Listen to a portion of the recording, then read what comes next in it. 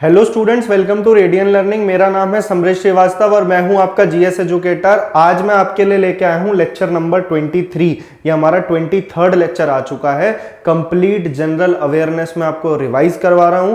Polity में खत्म करा चुका हूं, हिस्ट्री मेरी खत्म होने वाली है, एक लेक्चर और बचा है। इसके अंदर एंशिएंट, मिडीवियल, मॉडर्न और पॉलिटी के अब तक के प्रीवियस ईयर क्वेश्चंस निकाल के कंपाइल करके उससे जितने इंपॉर्टेंट टॉपिक्स बनते थे मैंने आपको सारे कवर कराए हैं। आप जाके मेरे ये सीरीज के लेक्चर फॉलो कर सकते हो। बहुत कम टाइम में आपको बहुत ज्यादा इंफॉर्मेशन दी है मैंने।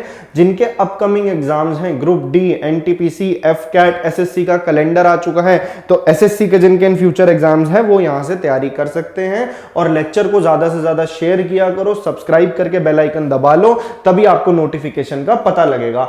1 से 2 लेक्चर खत्म हो जाएंगे। इसके बाद मेरा प्लान है कि मोस्ट प्रोबेबली 5 जनवरी से, फिर से बोल रहा हूं 5 जनवरी से मैं इसी कोर्स की एक्सटेंशन के अंदर आपको static GK question wise, topic wise important सारे टॉपिक्स कवर करूंगा और आपके एग्जाम में मैक्सिमम क्वेश्चन आपको वहां से देखने को मिलेंगे। अगर उस कोर्स का फायदा उठाना चाहते हो तो आपको इस कोर्स से जुड़ना पड़ेगा, क्योंकि इसी के अंदर मैं आगे कंटिन्यू करा रहा हूं और फ्री में। ये कोई कोर्स पेड नहीं है, आपको कहीं भी इतना डिटेल्ड कोर्स फ्री में नहीं मिलेगा। आप मेरे लेक्चर्स देख सकते हो। आपको इस कोर्स के नोट्स बनाने हैं और साथ में जो भी मैं क्वेश्चन यहां दिखाता हूं उसकी पीडीएफ मिल जाएगी। हालांकि मैं आपको यही बोलूंगा कि आप नोट्स अपने खुद बनाओ। तो अब शुरू कर रहे हैं और आज का लेक्चर है लेक्चर नंबर 23। इसके बाद में शायद से 2 लेक्चर और आएंगे और आपका मॉडर्न हिस्ट्री कंप्लीट हो जाएगा। पॉलिटी और हिस्ट्री आपकी स्ट्रांग हो चुकी होगी तब तक। Under the leadership of Mahatma Gandhi, Congress had launched the civil disobedience movement which was began with dash. Mahatma Gandhi के नेतृत्व में कांग्रेस ने नागरिक अवज्ञा आंदोलन शुरू किया जो डैश के साथ शुरू हुआ। अब देखो, सिविल डिसोबीडियंस मूवमेंट की बात हो रही है।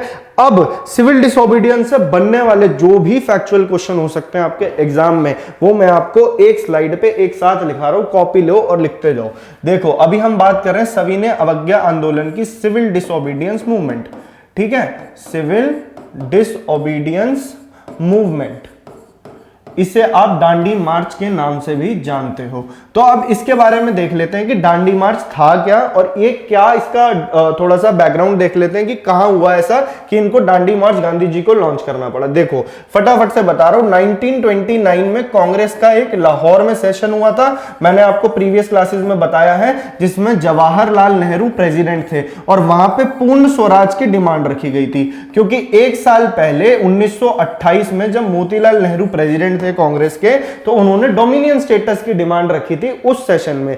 अब उन्होंने कहा था अगर 1 साल में यह डिमांड पास नहीं होती है तो 1929 में इन्होंने फिर पूर्ण स्वराज की डिमांड रखी। डोमिनियन स्टेटस क्या है, पूर्ण स्वराज क्या है, यह सब मैं आपको बता चुका हूं। डोमिनियन स्टेटस पूर्ण स्वराज नहीं होता है, वो सिर्फ एक सेल्फ रूल की डिमांड चाहते थे। लेकिन अब उन्होंने कहा कि हमें चाहिए कंप्लीट इंडिपेंडेंस और इसके उपलक्ष्य में 26 जनवरी 1930 को इंडिपेंडेंस डे भी ऑब्जर्व किया गया। इसी वजह से हमारा जो संविधान लागू हुआ 1950 में, उसी डेट को लेकर के हमने करा 26 जनवरी को। तो ये हुई वो बात। अब आ जाते हैं 1930 में। देखो, क्रोनोलॉजी के हिसाब से बताता हूं मैं चीजें ताकि आप कनेक्ट कर पाओ। डायरेक्ट मैं आपको फैक्ट्स देके मारूंगा, आपको नहीं समझ में आएगी बात। एग्जाम में कैसे करोगे? देखो, 1930 में क्या होता है कि गांधी जी ने एक चीज देखी कि अब हमें एक मास मूवमेंट चलाना है। जैसे नॉन कोऑपरेशन मूवमेंट हुआ था और उसके अंदर फिर चौरी चौरा की वजह से उसे बंद करना पड़ गया था। लेकिन अब की बार गांधी जी चाहते हैं पूरा मास मूवमेंट दोबारा से खड़ा किया जाए। तो उसके लिए वो हथियार बनाते हैं। वो कहते हैं सिंपल सी चीज कि एक बेसिक नेसेसिटी होती है इंसान की, वो होती है नमक। और ब्रिटिशर्स उस टाइम पे नमक पे भी हैवी टैक्सेस लिया करते थे। तो गांधी जी ने ये प्लान करा कि ये साबरमती से लेकर के, जो उनका आश्रम था साबरमती आश्रम, वहां से लेकर के ये डांडी तक मार्च करेंगे। डांडी एक कोस्टल एरिया है गुजरात के अंदर, ठीक है। और ये डांडी में जाके नमक बनाएंगे और नमक कानून को तोड़ेंगे। ये था सारा प्लान। अब ये शुरू किस डेट को हुआ और इसके आगे क्या क्या कॉन्सिक्वेंसेज हुए, मैं उसके बारे में आपको बता रहा हूं। देखो, साबरमती आश्रम से गांधी जी चले 12 मार्च को, 12 मार्च 1930 को। और इस आंदोलन को बहुत लोगों ने, इंटरनेशनल मीडिया ने कवर करा। ब्रिटिशर्स ने पहले लिया इसे हल्के में, लेकिन बाद में उन्होंने देखा कि इतना बड़ा मास मूवमेंट हो गया कि उस टाइम पे लॉर्ड इरविन पे प्रेशर आने लग गया था कि आप सॉल्ट सत्याग्रह को बंद करो अब, ठीक है। अब साबरमती से ये चले और फाइनली 6 अप्रैल को ये वहां पे जाते हैं। 24 डेज का ट्रैवल होता है, मतलब ये पैदल चाहते हैं, पूरा का पूरा देश इनके साथ जुड़ गया था और दांडी में जाके ये नमक कानून को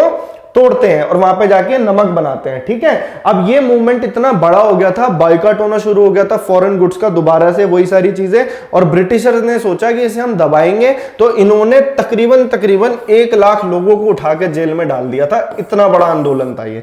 अब उस टाइम पे कंटेम्पररी इंडिया में, मतलब साथ साथ क्या क्या चल रहा था इंडिया में, आपको वो चीज जाननी होगी। देखो, साइमन कमीशन आई थी 1928 में, ऐसे आपको रिलेट करके बातें थोड़ी सी समझनी पड़ेगी।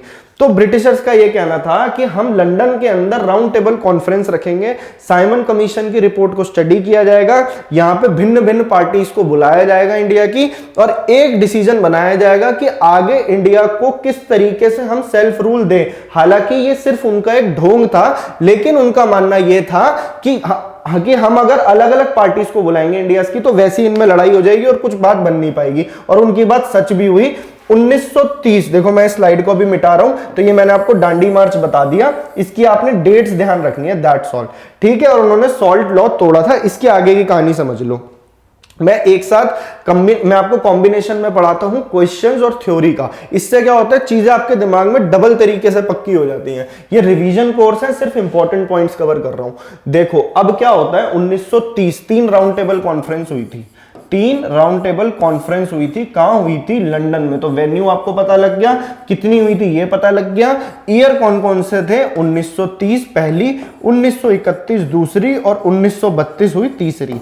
तो इस राउंड टेबल कॉन्फ्रेंस का मकसद मैं आपको बता चुका हूं कि इन्होंने एक तरीके से यह बताना था कि आगे जो एक्ट आने वाली है 1935 की गवर्नमेंट ऑफ इंडिया एक्ट, तो उसके अंदर हम इंडियंस के लिए क्या क्या चेंजेस करें, ऐसा इनका कहना था। तो गांधी जी तो अपना दांडी मार्च चला रहे थे, तो उन्होंने कहा, कांग्रेस ने पूरी तरीके से फर्स्ट राउंड टेबल कॉन्फ्रेंस को पूरा बॉयकॉट करा कांग्रेस ने। और इंडिया की जब सबसे बड़ी पार्टी ही उस कॉन्फ्रेंस में नहीं जाएगी, जो कि लंदन में हुई थी 1930 के अंदर। हालांकि इसमें हिंदू महासभा और आपके जो डिप्रेस्ड क्लासेस के लीडर थे डॉक्टर BR अंबेडकर, तो बड़े बड़े नेता गए थे, लेकिन इंडियन नेशनल कांग्रेस की एब्सेंस होने की वजह से ये वाली जो टॉक्स थी ये फेल हो जाती है और कोई डिसीजन नहीं बन पाता है। अब बात आती है 1931 पे। अब इस टाइम पे जो वाइसरॉय थे उनका नाम आपको ध्यान रखना है, उसका नाम था लॉर्ड इरविन। ठीक है, क्या नाम था? Lord Irwin. अगर आपको स्पीड तेज लगे तो स्लो करके देख लेना, अगर आपको स्पीड कम लगे तो उसको आप बढ़ा के भी देख सकते हो। यूट्यूब पे आपके पास ये ऑप्शन होता है। और आप आगे लेक्चर शेयर नहीं कर रहे हो तो एज अ टीचर मैं आपको यही बोलूंगा कि आपसे मैं यही कह सकता हूं, आपको फ्री में इतना कुछ दिया जा रहा है यहाँ पे, तो ये आपकी रिस्पॉन्सिबिलिटी है, आप ज्यादा से ज्यादा बच्चों को ये लेक्चर शेयर करो ताकि ज्यादा बच्चे इसका फायदा उठा पाए। ठीक है, अलग अलग पेपर्स में आते हैं, हिस्ट्री, पॉलिटी, ज्योग्राफी, अभी आगे जाके मैं ज्योग्राफी, साइंस, इन सबको कंबाइन करके ना आपको स्टैटिक जीके की फॉर्म में, उसके अंदर हम गवर्नर्स करेंगे, सीएम करेंगे, अभी जो 5 मार्च से मैं निकालने वाला हूं उसके अंदर मैं आपको नेशनल पार्क्स कराऊंगा, थर्मल पावर प्लांट्स कराऊंगा, न्यूक्लियर पावर प्लांट्स कराऊंगा, नेशनल वो आपके वाइल्ड लाइफ सेंचुरीज खत्म कराऊंगा, उसके अंदर डैम्स कराऊंगा, सारे टॉपिक उसके अंदर हम कवर करेंगे। तो इसलिए मैंने आपको पहले ही अनाउंस कर दिया है, जितने बच्चों को जोड़ना है आप जोड़ के लाओगे, ये आपकी रिस्पॉन्सिबिलिटी है। लॉर्ड इरविन इस टाइम पे वाइसरॉय थे। लॉर्ड इरविन के ऊपर ब्रिटेन से प्रेशर आया कि आप इस सॉल्ट सत्याग्रह को, जो आपका दांडी मार्च चल रहा है इंडिया में, उसको आप किसी भी तरीके से बंद कराओ और गांधी जी को आप किसी तरीके से मनाओ कि इंडियन नेशनल कांग्रेस का पार्टिसिपेशन चाहिए ही चाहिए सेकेंड राउंड टेबल कॉन्फ्रेंस के लिए।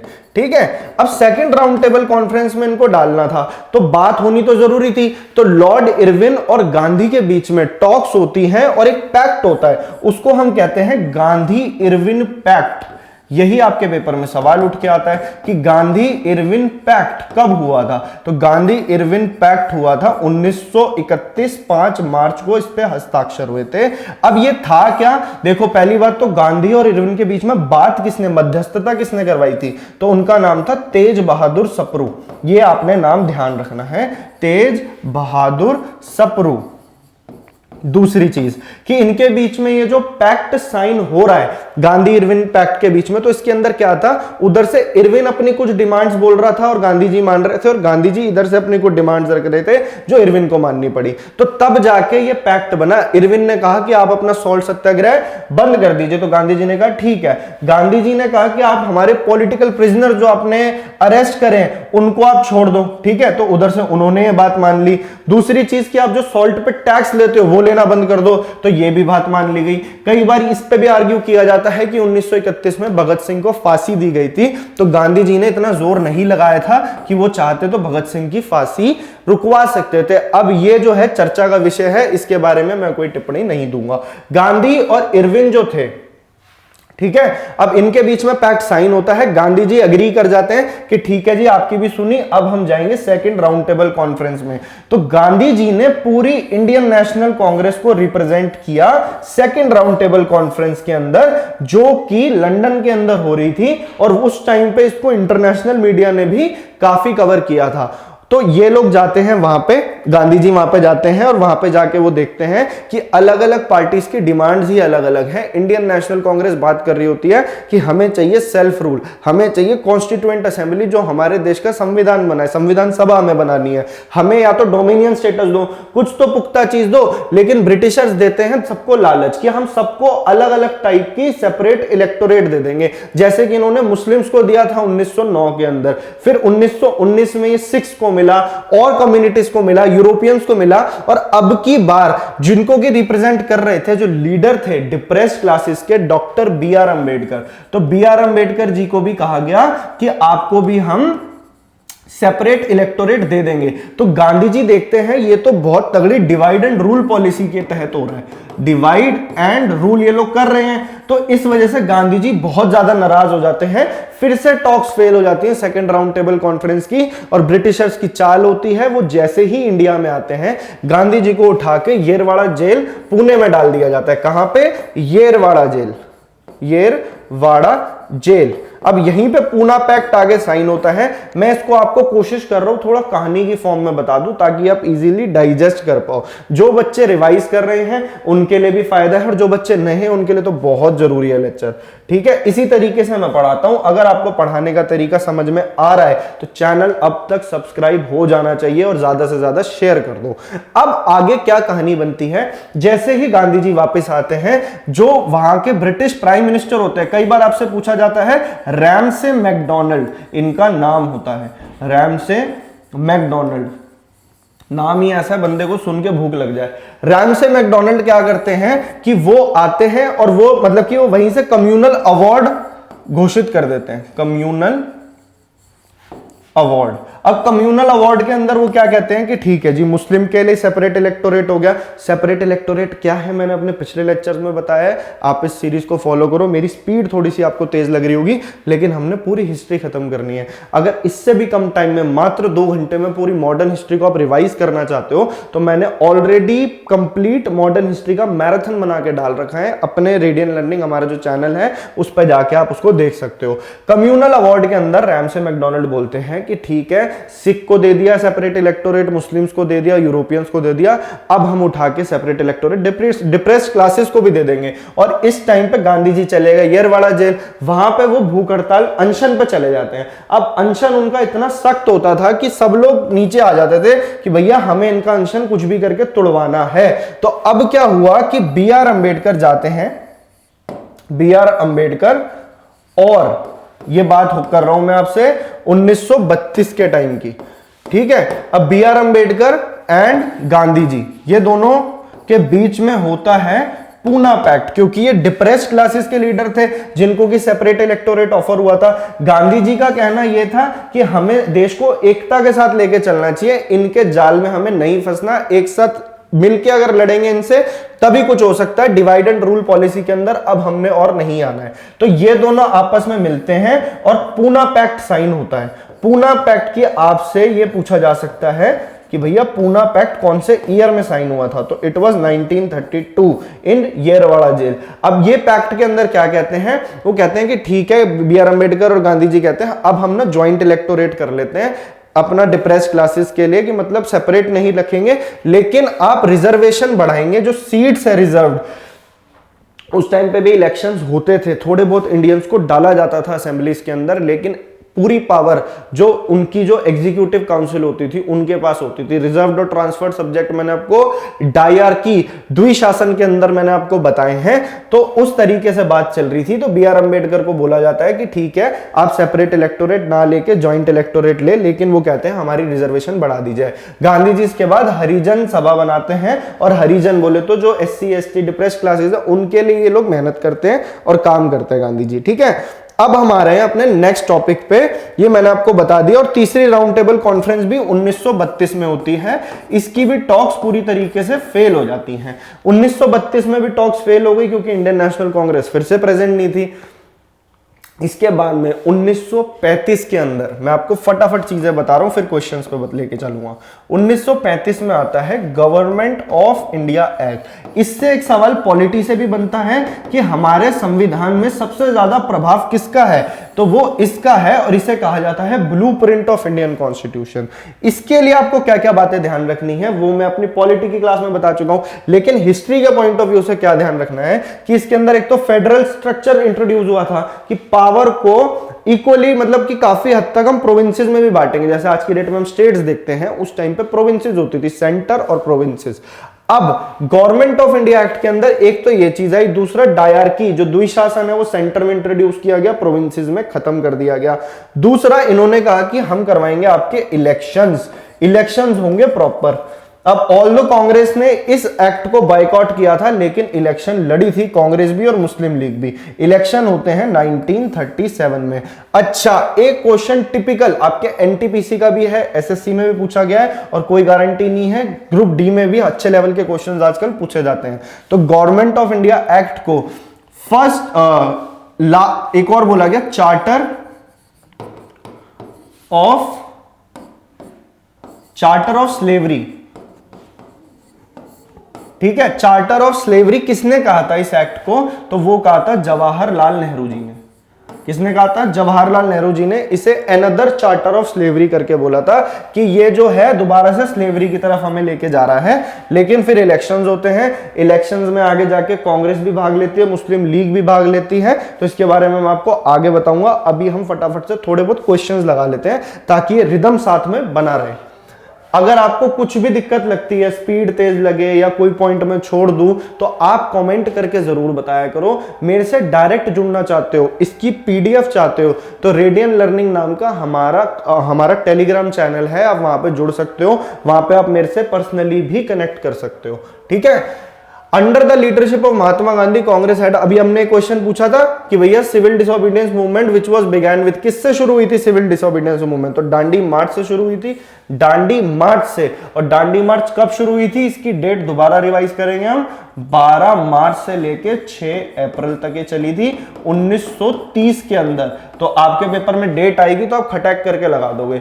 चौरी चौरा इंसिडेंट होता है 4 फरवरी 1922 के अंदर।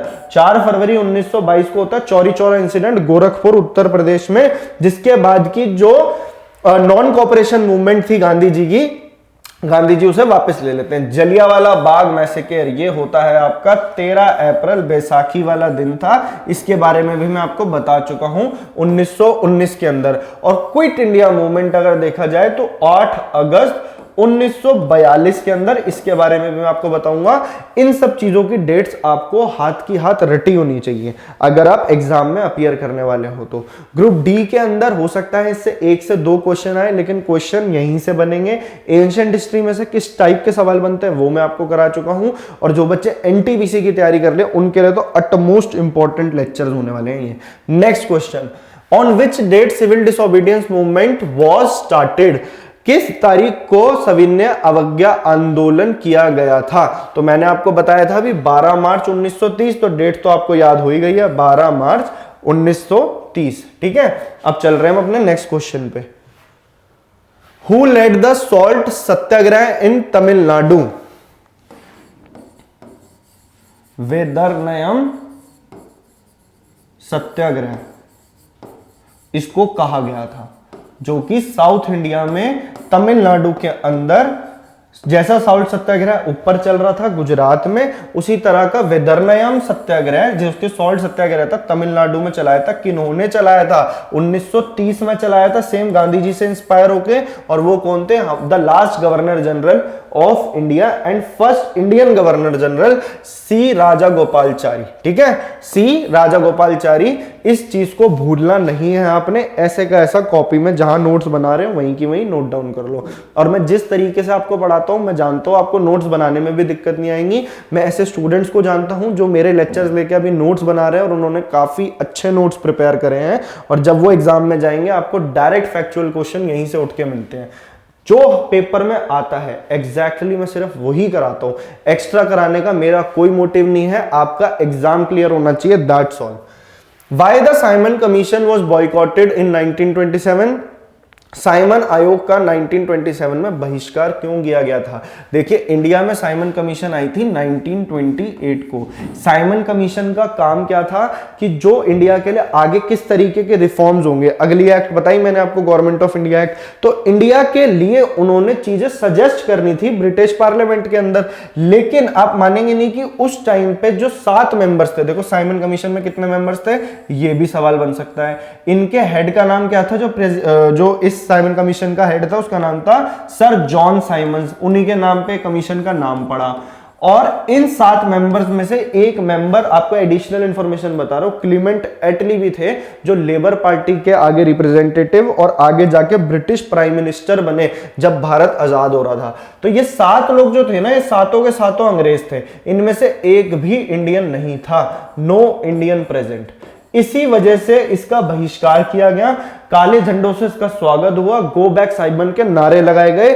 और उसी वक्त लाला लाजपत राय के साथ क्या हुआ, उनके सर पे लाठी पड़ी, जो मैंने आपको बताया था, और उसका बदला लिया भगत सिंह और आपके राजगुरु और चंद्रशेखर आजाद जी ने सॉन्डर्स को मार के। और फिर आगे उस मर्डर केस पे इनको आगे फांसी भी हुई। तो ये सारी कहानी थी। तो हिस्ट्री वाकई में बड़ी इंटरेस्टिंग है। अगर आपको टाइम होगा आगे, जैसे अभी तो मैं आपको फटाफट से आपको मैं रिवाइज करा रहा हूं, लेकिन आपने चीजें डिटेल में जाननी हो तो आप चैनल को सपोर्ट करो, तभी मन करेगा मेरा भी एज अ टीचर कि मैं आपको बेस्ट से बेस्ट चीज ला कर दूं। In which year Gandhi Irwin pact was signed? Gandhi Irwin समझौते पर किस वर्ष में हस्ताक्षर किए गए थे? तो जैसे मैंने आपको भी बताया, गांधी इरविन पैक्ट 1931 5 मार्च को साइन किया गया था, और उसके पीछे की मैं आपको सारी कहानी बता चुका हूं। ठीक है, तो ये सारी बातें आपको ध्यान रखनी है। बाकी डेट्स मिल रही हैं तो उसकी भी प्रैक्टिस कर लेते हैं। 1920 non cooperation movement, non cooperation movement. ठीक है, उसके बाद में 1931 मैंने आपको बता दिया, इसी साल भगत सिंह को फांसी भी हुई थी। 1931 के अंदर जो है गांधी इरविन पैक्ट साइन हुआ। सेकंड राउंड टेबल कॉन्फ्रेंस हुई 1925 में। क्या याद आ रहा है? 1925 में काकोरी कॉन्स्पिरेसी हुई, जिसके बारे में पहले बता चुका हूं।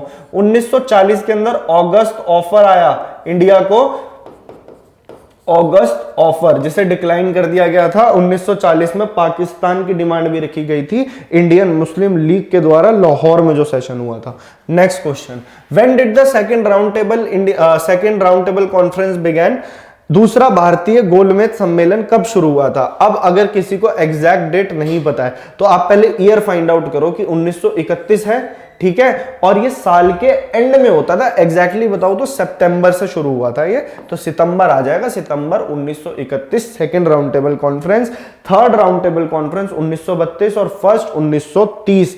तीनों की टॉक्स फेल हो गई थी। आपसे ये पूछा जा सकता है ऐसे कौन है जो तीनों राउंड टेबल कॉन्फ्रेंस में प्रेजेंट थे? तो वो थे BR अम्बेडकर। अभी लिख लो कॉपी में। ऐसे इंडियन नेशनल कांग्रेस ने कितनी राउंड टेबल कॉन्फ्रेंस अटेंड करी? तो सिर्फ एक, गांधी जी सिर्फ एक। ठीक है, in which year Poona pact was sign? किस वर्ष में पूना समझौता पर हस्ताक्षर किए गए? 1932 के अंदर, जब रैमसे मैकडोनल्ड ने कम्युनल अवार्ड अनाउंस किया था, तो यरवाड़ा जेल के अंदर गांधी जी अनशन पे गए, और उसके बाद में वहां पे जाके BR अम्बेडकर और गांधी जी के बीच में पूना पैक्ट साइन हुआ। 1930 सिविल डिसोबीडियंस मूवमेंट, जो आपकी दांडी मार्च थी, और ये बात आपको ध्यान रखनी है। नेक्स्ट आ जाते हैं हम अगले क्वेश्चन पे। Subhash Chandra Bose founded Azad Hind Fauj in the year, सन डैश में सुभाष चंद्र बोस ने आजाद हिंद फौज की स्थापना करी थी। आजाद हिंद फौज के बारे में भी एक दो बातें आप जान ही लो, क्योंकि इसके बारे में ज्यादा जो है आपकी किताबों में इतना नहीं लिखा है, लेकिन हमने एग्जाम निकालना है, वहां पे किस टाइप के सवाल बनते हैं वो मैं आपको बता देता हूं। देखो, आजाद हिंद फौज की स्थापना, देखो इसे कहते हैं इंडियन नेशनल आर्मी, INA, जिसके एक्चुअल फाउंडर तो थे सुभाष चंद्र बोस, लेकिन 1942 के अंदर, क्योंकि 1939 से लेके 1939 से लेके 1945 तक द्वितीय विश्व युद्ध चल रहा था, और उस टाइम पे ब्रिटेन साथ मांग रहा था इंडिया का, तो सुभाष चंद्र बोस चुपचाप एग्जाइल में बाहर निकल जाते हैं, इनको पता भी नहीं लगता, और ये जाके वहां पे हिटलर से भी मिलते हैं, जर्मनी बर्लिन जाते हैं, वहां से भी अगर सपोर्ट डायरेक्ट नहीं मिल पाता, ये फिर सिंगापुर में आकर के जापान का साथ लेते हैं। जापान ने, देखिए जापान जो था ना, जापान ने इंडियन कैदी जो कि ब्रिटिश बिहाफ पे लड़ रहे थे उनको कैद कर लिया था, तो उन्हें बोला जाता है प्रिजनर्स ऑफ वॉर। अब इन्हीं की टीम बना के ये इंडियन नेशनल आर्मी बनाई गई, तो ये बात आपको ध्यान रखनी है। 1942 में किन्होंने बनाई थी, तो इनका नाम था रस बिहारी बोस, रस Bihari Bose and captain Mohan Singh, captain Mohan Singh. इनका बहुत ही बड़ा हाथ था एग्जैक्ट आजादी लाने के लिए, क्योंकि इसके बाद ही विद्रोह प्रॉपर तरीके से शुरू हुए थे, और इस टाइम पे क्विट इंडिया मूवमेंट भी था, बहुत सारी चीजें साथ में चल रही थी, और सेकेंड वर्ल्ड वॉर भी हुआ। तो 1942 में रस बिहारी बोस, 1943 सिंगापुर के अंदर ये कमान सौंप दी गई आपके सुभाष चंद्र बोस जी को, सुभाष चंद्र बोस जी को इसकी लीडर बना दिया गया इंडियन नेशनल आर्मी, आजाद हिंद फौज का, और वहां पे उन्होंने अपना इंडिपेंडेंस डे पैरेलल गवर्नमेंट भी बना ली थी। तो ये सब हुआ, और उसके बाद में इनकी एक्चुअली में 3 ब्रिगेड्स होती थी, इसकी 3 ब्रिगेड्स +1। अब ये ब्रिगेड्स क्या है, जो कि बटालियन टीम आप कह सकते हो। तो पहली ब्रिगेड का नाम था सुभाष, एक थी नेहरू, एक थी गांधी, और एक थी रानी लक्ष्मीबाई रेजिमेंट, जिसमें सिर्फ वुमेन्स ही पार्ट लेती थी, और वो थी आपकी जो सुभाष चंद्र बोस ने बनाई थी, रानी लक्ष्मीबाई रेजिमेंट। इसके बाद क्या होता है कि 1945 के अंदर हिरोशिमा और नागासाकी पे बम गिरा दिए जाते हैं, जापान की डिफीट हो जाती है, और सुभाष चंद्र बोस जी जो थे वो जापान का ही साथ था उनको, और जैसे ही जापान हारता है तो वहीं पे इंडियन नेशनल आर्मी भी एक तरीके से डिसॉल्व हो जाती है, और सुभाष चंद्र बोस ताइवान के अंदर, ऐसा कहा जाता है, इस बात में कितनी सच्चाई है कुछ नहीं कहा जा सकता, आज तक कोई नहीं बता पाया कि ताइवान के अंदर उनका प्लेन क्रैश हुआ था या नहीं हुआ था 1945 में। बहरहाल हम चलते हैं अपने नेक्स्ट क्वेश्चन पे। मैं आपके साथ नॉन स्टॉप लगा रहता हूं, और कहीं भी टाइम आपका वेस्ट करना मेरा कोई मोटिव नहीं होता। बीच में मैं आपको बार बार जब भी आके बोलता हूं, उसी वक्त आप इस लेक्चर को ज्यादा से ज्यादा शेयर कर दिया करो, क्योंकि मेरा भी मोटिवेशन रहता है अगर आप लोग जुड़ोगे साथ में, ठीक है। Indian national army recaptured Andaman and Nicobar island from British government and name them. Indian national army ने ब्रिटिश शासन से अंडमान और निकोबार द्वीप वापस लिया, और उन्हें क्या नाम दिया था? तो इसका आंसर आपका बनेगा अंडमान और निकोबार आइलैंड जो इंडियन नेशनल आर्मी ने थे उन्होंने ओवरटेक कर लिया था, और वहां पे उनका नाम दिया गया था शहीद एंड स्वराज आइलैंड, शहीद एंड स्वराज आइलैंड। इस क्वेश्चन को हल्के में मत लेना, मैक्सिमम टाइम रिपीट हुआ है, भूलना मत इसको, ठीक है। बार बार क्वेश्चन पेपर में रिपीट होते हैं, सिर्फ वही लेके आता हूं मैं। आपको कोर्स ही इस तरीके से करा रहा हूं, रिपीटेशन के मोड पे। इसी तरीके से मैं आपको स्टैटिक जीके भी लेके आऊंगा। आपको देखना जब तक ये कोर्स एंड होगा। मेरा टारगेट है कि फरवरी से पहले पहले मैं आपको ये सारी चीजें खत्म करा दूं। आपके नोट्स इतने शानदार तैयार हो जाएंगे कि आप एग्जाम में जाने के लिए एकदम रेडी हो जाओगे, जनरल अवेयरनेस वाले सेक्शन के अंदर, ठीक है। Quit India movement was started in, Bharat छोड़ो आंदोलन वर्ष डैश में हुआ था। अब बात शुरू हो गई है क्विट इंडिया मूवमेंट की, तो हम इसे भी नहीं छोड़ेंगे। क्विट इंडिया मूवमेंट से जो इंपॉर्टेंट फैक्चुअल क्वेश्चन बन सकते हैं वो मैं आपको यहां लिखवा रहा हूं। भारत छोड़ो आंदोलन, क्विट इंडिया मूवमेंट। अब पहली चीज तो ये हुआ क्यों? सेकेंड वर्ल्ड वॉर लग चुका था, ब्रिटिशर्स को साथ चाहिए था इंडियन नेशनल कांग्रेस ताकि परमिशन दे कि हम यहाँ के लोगों को यूज कर सके वहां पे जो लड़ाई चल रही थी ब्रिटेन की, ठीक है। अब क्या था कि इंडिया ने डिमांड रखी कि आप हमें पहले पूर्ण स्वराज देंगे, जब आप हमें कंप्लीट इंडिपेंडेंस दोगे उसके बाद ही हम एग्री करेंगे इस चीज के ऊपर। तो अगस्त ऑफर इनको दिया जाता है 1940 के अंदर। अगस्त ऑफर के अंदर इनको कहा जाता है कि हाँ आप अपनी संविधान सभा बना सकते हो, अपना कॉन्स्टिट्यूशन बना सकते हो, और इन फ्यूचर बात करेंगे हम डोमिनियन स्टेटस के बारे में। अभी भी पूर्ण स्वराज की इन्होंने कोई बात नहीं करी थी, तो ये भी फेल हो जाता है। अगस्त ऑफर आपको ध्यान रखना कब आया था, तो ये पेपर में क्वेश्चन बन सकता है। अगस्त ऑफर इस टाइम पे दिया गया था। फिर 1942 के अंदर स्टैफोर्ड क्रिप्स, ये नाम आपको भूलना नहीं है, स्टैफोर्ड क्रिप्स, क्रिप्स मिशन लेके आता है, तो इन्हीं के नाम पे था क्रिप्स मिशन। क्रिप्स मिशन लेके आता है और कहता है इंडिया को कि लो जी आप ले लो डोमिनियन स्टेटस, सेल्फ रूल चला लेना, पूरी आजादी का कोई मतलब नहीं है।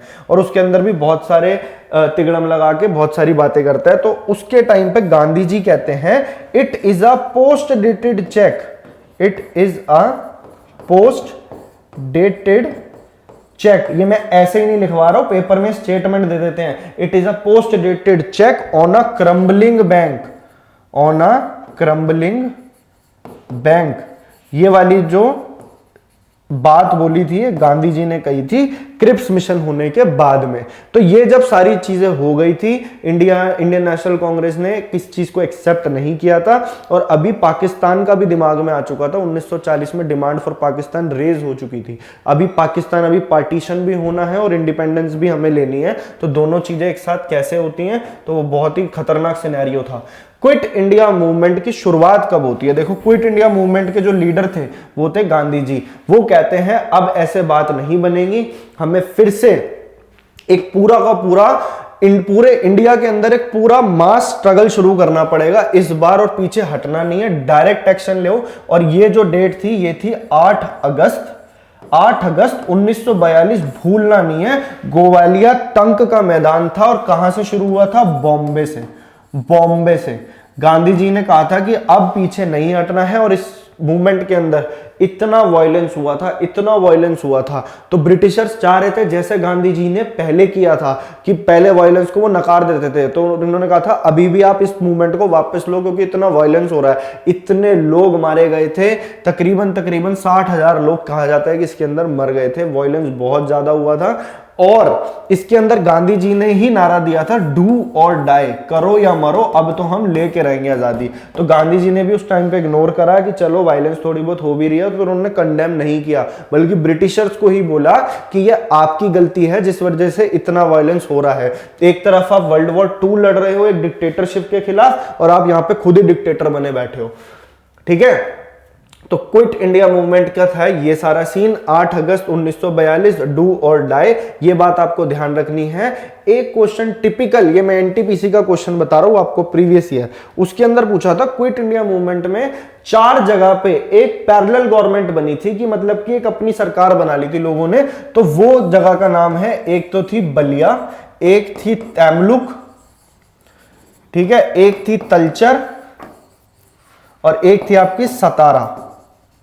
सतारा है महाराष्ट्र में, तलचर है ओडिशा में, तमलुक है वेस्ट बंगाल में, और बलिया तो है ही है उत्तर प्रदेश में। बलिया, तैमलुक, तलचर और सतारा, तो ये बात आपको ध्यान रखनी है। इस क्विट इंडिया मूवमेंट के दौरान इन 4 जगह पे गवर्नमेंट अलग से बना ली गई थी। बाद में इस मूवमेंट को बहुत ही बुरी तरीके से पुलिस ने लाठियां मार के, गोलियां चला के बहुत बुरी तरह इसको दबाया था, लेकिन अब इनको पता लग चुका था अब ये ज्यादा टाइम नहीं टिक पाएंगे इंडिया के अंदर। Quit India movement began on 1942 with dash call by Mahatma Gandhi. Bharat छोड़ो आंदोलन 1942 में महात्मा गांधी द्वारा दिए गए नारे डैश के साथ शुरू हुआ था, तो डू और डाई के साथ। किसके साथ? डू और डाई। ठीक है, यह बात आपको ध्यान रखनी है। जय हिंद किसने बोला था? सुभाष चंद्र बोस ने।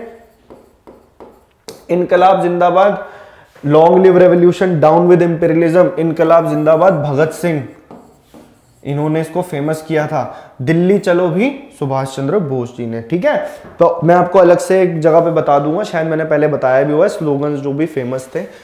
Provincial elections were held in year dash in British India. भारतीय प्रांतीय चुनाव, प्रोविंशियल इलेक्शन जो मैंने आपको बताया स्टेट्स होती थी उस टाइम पे, प्रोविंशियल इलेक्शन डैश साल में ब्रिटिश भारत में आयोग किए गए थे। ऑल्दो इंडियन नेशनल कांग्रेस ने इसका बहिष्कार किया था 1935 का जो गवर्नमेंट ऑफ इंडिया एक्ट था, लेकिन फिर इलेक्शन भी लड़े और जीते भी। 1936 से 1937 के अंदर कम से कम 8 प्रोविंसेस में कांग्रेस ने क्लीन स्वीप मारा और मुस्लिम लीग को लग रहा था हम इन्हें अच्छा कंपटीशन देंगे, लेकिन मुस्लिम लीग सिर्फ 2 एरियाज में, जो प्रेजेंट डे आपका पाकिस्तान सिंध वाला एरिया हो गया और बांग्लादेश वाला एरिया, जहां पे मुस्लिम बहुमत ऑलरेडी बहुत ज्यादा थी, वहीं पे मुस्लिम लीग जीती। लेकिन ऐसे एरियाज और भी थे जहां पे मुस्लिम बहुमत थी, लेकिन वहां पे इंडियन नेशनल कांग्रेस जीती। इसका मतलब ये हुआ लोग धर्म के आधार पे नहीं बटे हुए थे, इन्हीं लोगों ने हमें धर्म के आधार पे बांटा था।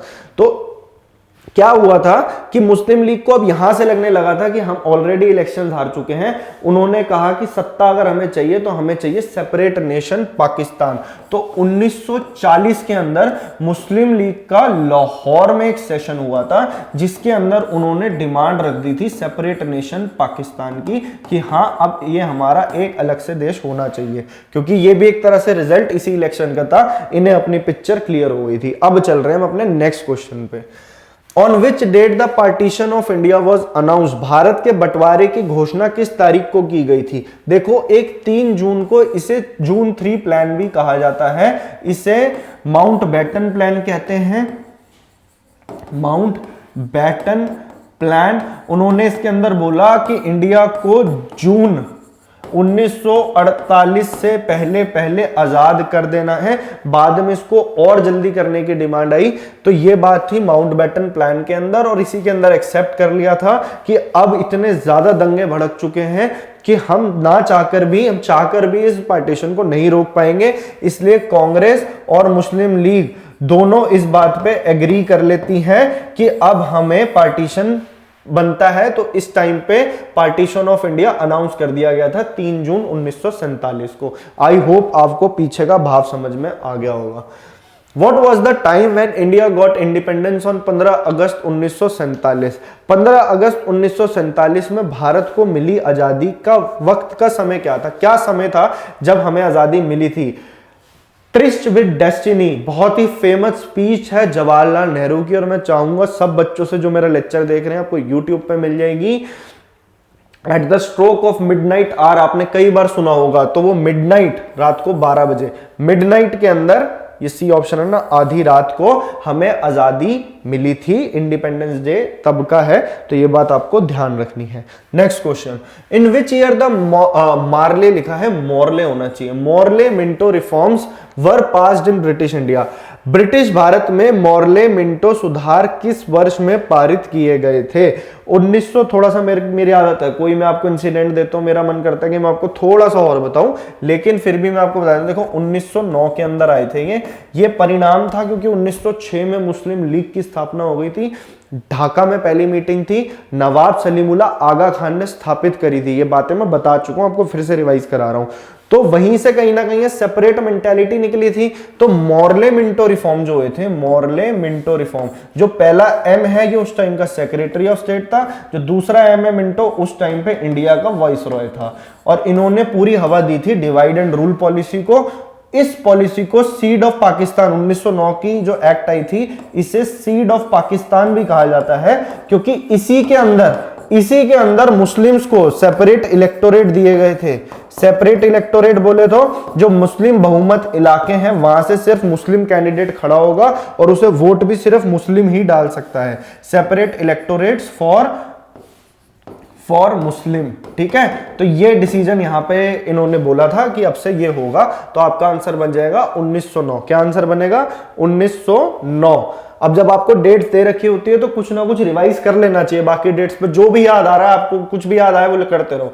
1919 में तो बहुत कुछ हुआ था, रॉलेट एक्ट आई, मोंटेगू चेम्सफोर्ड रिफॉर्म्स आए, ठीक है, और जलियांवाला बाग हत्याकांड हुआ 13 अप्रैल को। 1929 को लाहौर सेशन होता है कांग्रेस का, लाहौर सेशन इस तरीके से रिवाइज करना है, जहां भी पॉइंट मिले रिवाइज कर डालो। Lahore session of Indian national Congress led by Jawaharlal Nehru, ये थे इसके प्रेसिडेंट। 1939 को पहली चीज तो वर्ल्ड वॉर की शुरुआत हुई। 1939 में सुभाष चंद्र बोस जी ने अपनी एक पार्टी बनाई थी जिसका नाम था फॉरवर्ड ब्लॉक, कांग्रेस से अलग होकर के, फॉरवर्ड ब्लॉक। कई बार आपके पेपर में सवाल बनता है, ठीक है।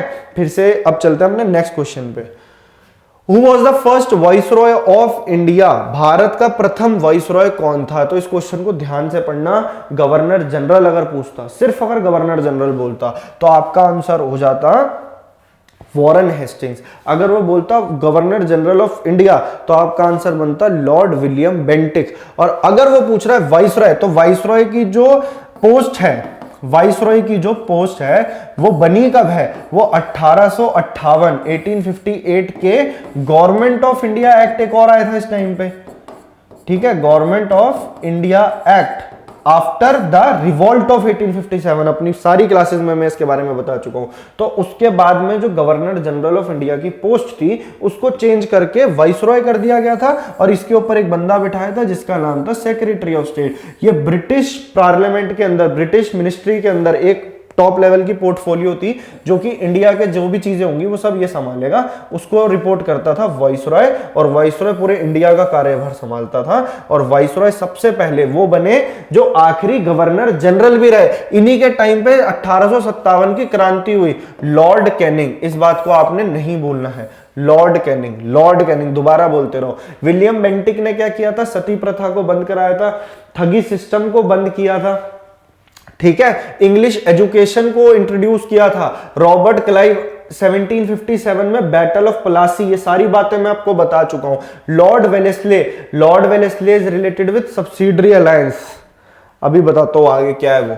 The subsidiary alliance was one of the most important policies practiced to expand British territory in India, which was introduced by Dash। सहायक संधि भारत में ब्रिटिश क्षेत्र का विस्तार करने के लिए अभ्यास की जाने वाली सबसे महत्वपूर्ण नीतियों में से एक थी, जिसे डैश द्वारा पेश किया गया। पहली चीज हमको यह समझनी है कि सब्सिडियरी अलायंस होता क्या था। पहली चीज आप ये जान लो कि इस टाइम पे वाइसरॉय कौन था जिसने ये चीज शुरू करी थी? Wellesley, Wellesley, Lord Wellesley. What was the year? जिस टाइम पे इनका टाइम था 1798 से ये 1804 तक थे, ठीक है, ये टाइम पीरियड था, लॉर्ड वेलेस्ले का टाइम पीरियड था ये। और ये वो टाइम था जब ये इंडिया को पूरा अभी तक ऑक्यूपाई नहीं करा था। साथ साथ आपकी एंग्लो मराठा वॉर चल रही है, कहीं एंग्लो मैसूर वॉर चल रही है, ठीक है। इसी टाइम पे फोर्थ एंग्लो मैसूर वॉर 1799 में हुई थी इनके टाइम पे, जब टीपू सुल्तान की मौत हो जाती है। तो इनके अलग अलग हथकंडे, अलग अलग तरीके होते थे कैप्चर करने के। कहीं तो ये डायरेक्ट वॉर कर देते थे, ब्रिटिश ईस्ट इंडिया कंपनी की बात हो रही है अभी, और कहीं ये प्रॉपर संधियां बनाते थे, इस तरह की subsidiary alliance, doctrine of lapse, इस टाइप की नीतियों का यूज करते थे। तो उसमें से एक थी सब्सिडरी अलायंस। तो ये लॉर्ड वेलेस्ली का काम था। सब्सिडरी अलायंस का मतलब आपको मैं आसान भाषा में बोलूं तो ये समझ लो कि मान लीजिए दो प्रिंसली स्टेट्स हैं, दो राज्य हैं, ए और बी। अब वो जाके जो अंग्रेज हैं वो जाके ए को बोलेंगे कि आपको बी से अगर खतरा हो तो हम आपको बचाएंगे, बदले में एक काम करो, जो आपकी आर्मी है बेकार में रखी हुई है उसे डिसबैंडन कर दो, उसे हटा दो। तो ए को बोलता था अपनी आर्मी हटा दो, बदले में हमारी आर्मी रख लो अपने पास। तो ये ए अपने पास ब्रिटिशर्स की आर्मी रख लेता था। सेम बात जाके वो बी को बोलता था, बी भी अपनी आर्मी रखवा लेता था। और इस आर्मी का खर्चा कौन उठाता था? ये ए और बी ही, जो ब्रिटिशर्स वहां पे अपॉइंट करे हैं, जो सोल्जर्स हैं, उनका खर्चा देते थे। और इस चक्कर में सब्सिडरी अलायंस, इस तरीके से आप समझ पा रहे होंगे कि क्या क्या इनकी रणनीतियां होती थी कि किस तरीके से खुद को एक्सपैंड करना है। तो एक रेजिडेंट रखवा देता था यहाँ पे। ये आपको मैं फिर कभी अलग क्लासेस में बताऊंगा। अभी आप इतना समझ लो कि सब्सिडरी अलायंस जो पॉलिसी थी ये लॉर्ड वेलेस्ले ने शुरू करी थी। ये बात आपको रखनी है पूरी तरह से ध्यान। तो ये था हमारा आज का लेक्चर। आई होप आपने लेक्चर आपको समझ आया होगा, क्लास आपने एंजॉय करी होगी और नोट्स आपने जरूर बनाए होंगे, ठीक है। अब मेरा काम आपने क्या करना है, आपने 5 जगह इस लेक्चर को शेयर करना है, चैनल को सब्सक्राइब करके बेल आइकन को दबाना है, इस कोर्स को फॉलो करना है, पूरा अच्छे से नोट्स बनाने हैं, मुझे कमेंट करके भी आपने बताना है। दूसरी चीज 5 मार्च से मैं आपके लिए प्लान कर रहा हूं कि आपके लिए स्टैटिक जीके का कोर्स लेके आऊं, हाँ, लेकिन इसके आगे ही वो सीरीज में ऐड ऑन करूंगा। उसमें जो जो सब्जेक्ट्स बच गए हैं उनके क्वेश्चन भी मैं इंक्लूड करके आपको देता रहूंगा जब तक आपका ये कोर्स खत्म होगा। थंबनेल में मैं आपसे 1500 प्लस बोल रहा हूँ क्वेश्चन, लेकिन क्वेश्चन मैं आपको मजाक नहीं कर रहा, जब आप करोगे, नोट्स बनाओगे, तो आपको 3-4 हजार के करीब कंप्लीट जनरल अवेयरनेस के आपके क्वेश्चंस बनके तैयार हो जाएंगे। तो थैंक यू सो मच, मिलते हैं हम आपसे नेक्स्ट क्लास में। All the best, keep learning.